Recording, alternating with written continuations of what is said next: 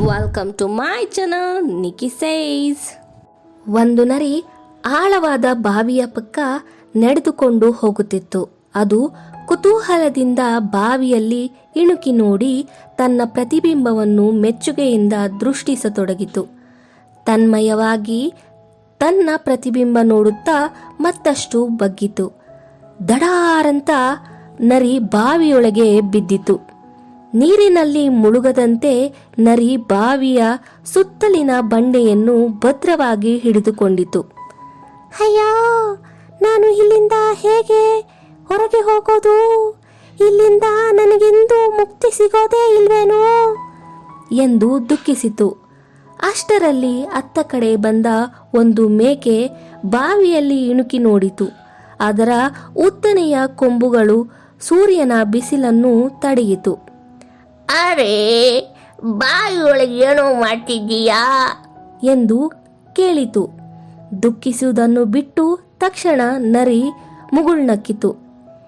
ಯಾಕೆ, ನೀನು ಸುದ್ದಿ ಕೇಳಿಲ್ವಾ ಎಂದು ಅಚ್ಚರಿಯಿಂದ ಕೇಳಿತು.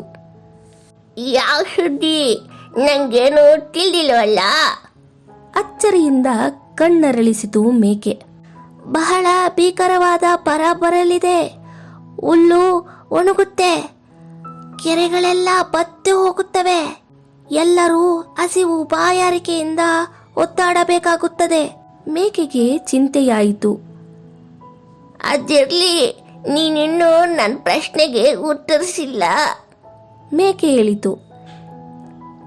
ನೀನ್ ಯಾಕೆ ಬಾವಿಯೊಳಗೆ ಕೂತಿದ್ದೀಯಾ? ನರಿ ಮೇಕೆಯತ್ತ ಕಳ್ಳನಗೆ ಬೀರುತ್ತಾ ಹೇಳಿತು.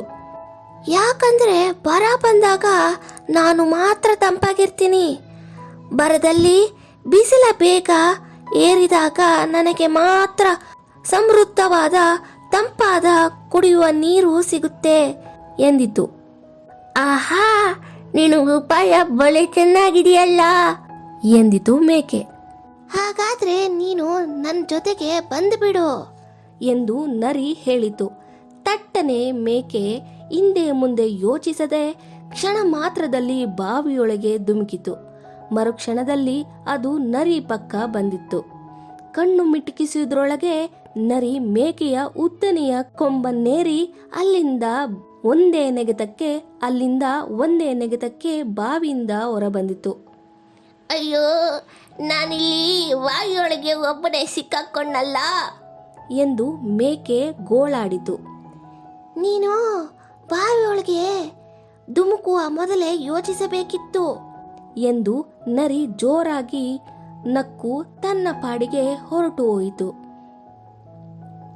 ಮೇಕೆ ಬಹಳ ಕಾಲ ರಕ್ಷಣೆಗಾಗಿ ಕಾಯುತ್ತಿತ್ತು. ಕೊನೆಗೆ ಅತ್ತ ಕಡೆ ಬಂದ ಒಬ್ಬ ಹುಡುಗ ಮೇಕೆಯನ್ನು ನೋಡಿ ಒಂದು ಹಗ್ಗ ಇಳಿಸಿ ಮೇಕೆಯನ್ನು ಮೇಲಕ್ಕೆ ಎಳೆದು ರಕ್ಷಿಸಿದ. ಮೇಕೆ ಕೃತಜ್ಞತೆಯಿಂದ ಹುಡುಗನಿಗೆ ವಂದಿಸಿ ಮುಂದೆ ಯಾವುದೇ ಕೆಲಸವನ್ನು ಯೋಚಿಸಿ ಮಾಡುತ್ತೇನೆ ಎಂದಿತು. ಈ ಕಥೆಯ ನೀತಿ: ನರಿ ತನ್ನ ಬುದ್ಧಿಯನ್ನು ಯಾವತ್ತೂ ಬಿಟ್ಟುಕೊಡಲ್ಲ. ಇದೇ ತರಹ ನಮ್ಮ ಲೈಫ್ನಲ್ಲಿ ನರಿ ಬುದ್ಧಿ ತೋರಿಸುವ ಜನ ಇರ್ತಾರೆ. ಹುಷಾರಾಗಿರಿ. ಯಾವುದೇ ನಿರ್ಧಾರಗಳನ್ನು ಯೋಚಿಸದೆ ತೆಗೆದುಕೊಳ್ಳಲು ಹೋಗಬೇಡಿ. ಉಪಾಯ ಬಲ್ಲವನಿಗೆ ಅಪಾಯವಿಲ್ಲ ಅಂತಾರಲ್ಲ, ಹಾಗಿರ್ಬೇಕು ನಾವು. ಸಹಾಯ ಮಾಡಿದವರಿಗೆ ಸಹಾಯ ಮಾಡೋರು ಇದ್ದೇ ಇರ್ತಾರೆ. ಆನ್ ಸ್ಪಾಟ್ ಉಪಾಯ ಮಾಡೋದು ತುಂಬಾನೇ ಉತ್ತಮ.